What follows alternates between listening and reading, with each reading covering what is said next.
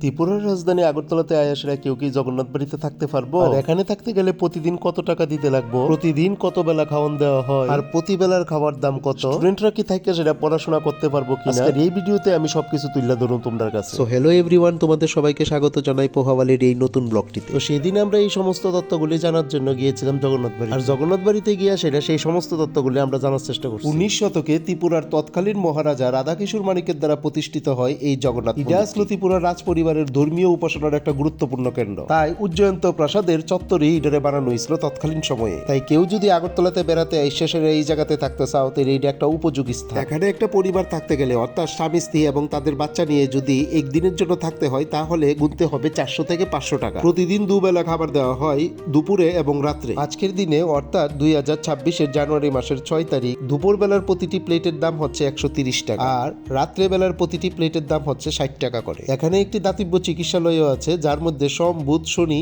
11টা থেকে 12টার মধ্যে আপনি রোগী দেখাতে পারেন। যারা সরকারি ডাক্তার ছিলেন এবং এখন রিটায়ারমেন্টে গেছে, তাদের দিয়ে করানো হয় এই চিকিৎসা ব্যবস্থা। আর এইদিকে বিভিন্ন সামাজিক অনুষ্ঠানের জন্য আপনার খাওয়ার ব্যবস্থা আছে এখানে। 130 টাকার প্রতিটি প্লেটে থাকে ডাল, ভাজি, কচু শাক, সবজি এবং যে কোনো একটি তরকারি, সাথে থাকবে পায়েস। আপনি চাইলে তাদের স্পেশাল মেনু থেকেও কোনো একটি আইটেম নিতে পারেন, তবে অবভিয়াসলি তার জন্য দিতে হবে এক্সট্রা টাকা। আর বন্ধুরা, তাদের দেওয়া লিস্ট থেকেই কিন্তু আপনাকে স্পেশাল আইটেমটি নির্বাচন করতে হবে। আপনি আপনার ইচ্ছা মতো কোনো স্পেশাল আইটেম তা আবার নিতে পারবেন। যাই হোক, আগরতলার প্রাণকেন্দ্রে অবস্থিত এই জগন্নাথ বাড়িতে ঘুরতে গেলে আপনার মন প্রাণ জুড়িয়ে যাবে। আমাদের আগরতলাতে অবস্থিত সকল মন্দিরের মধ্যে এটা একেবারে সৌন্দর্যের দিক দিয়ে সর্বোচ্চ। আমরা জিজ্ঞেস করেছিলাম স্টুডেন্টরা কি এখানে পার্মানেন্টলি থেকে পড়তে পারবে কিনা, তার উত্তরে জানতে পারলাম যে না, স্টুডেন্টরা এখানে পার্মানেন্টলি থেকে কোনো পড়াশোনা করতে পারবে। বন্ধুরা, তোমাদের শহরে যদি এইরকম কোনো জগন্নাথ মন্দির থাকে, তাহলে সেখানে থাকতে গেলে কত টাকা গুনতে হয় সেটা অবশ্যই জানাবে। স্ক্রিনে আমি তাদের কন্ট্যাক্ট নাম্বার দিয়ে দেবো, তোমরা অবশ্যই সেটা দেখে সেখানে যোগাযোগ করতে পারো। দাতব্য চিকিৎসালয়ের পাশাপাশি এখানে রয়েছে একটি গ্রন্থাগার, যেখানে বসে আপনি পড়াশোনা করতে পারবেন। তার পাশাপাশি রয়েছে একটি ধর্মগ্রন্থ বিক্রয় কেন্দ্রও। তো বন্ধুরা, আজ এতটুকুই রাখলাম, দেখা হবে পরবর্তী ভিডিও। ততদিন ভালো থেকো, সুস্থ থেকো, আর আমাদের পাশে থেকো।